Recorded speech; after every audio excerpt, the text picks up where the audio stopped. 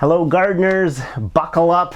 This is a very brief update on how things are going in the grow house, specifically with our good friend Ipomea batatas. Hopefully you got to tune in for my Sweet Potatoes 101 video. You can still check it out on the channel if you wish.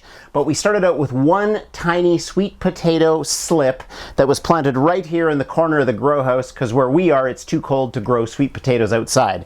My first time ever rookie virgin experience with sweet potatoes, and it was 18 inches across, or about 45 centimeters. Well, since that time, it's been 50 days, and you can see the size of the vines growing right out to touch the camera, 2 meters from where it's planted. And if you go the other way across the grow house is 4 meters, or 12 feet across. It's reaching out and almost touching the wall on the other side. What it has surprised me on is partially, yes, how expansive it is, but it hasn't seemed that inclined to grow. I've used a bunch of strings coming down from my support system that usually I use for clips on tomatoes on other sides of the greenhouse that I can see but the camera cannot.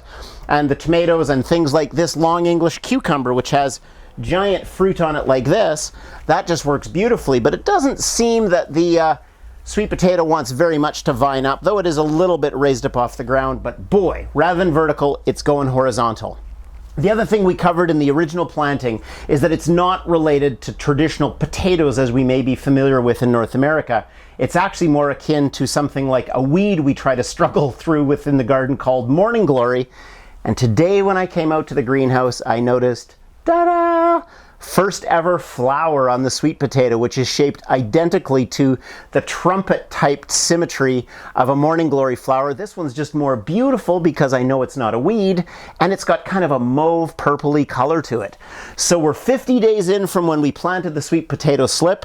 We're expecting that by day 100 we're ready to harvest. It's clearly flourishing, and my understanding is yes, the leaves are edible, the tubers underneath the ground will be edible, and it's well on its way to success. So if you're not yet doing it, please consider growing a sweet potato and stick with me for the next update when we harvest. Woo!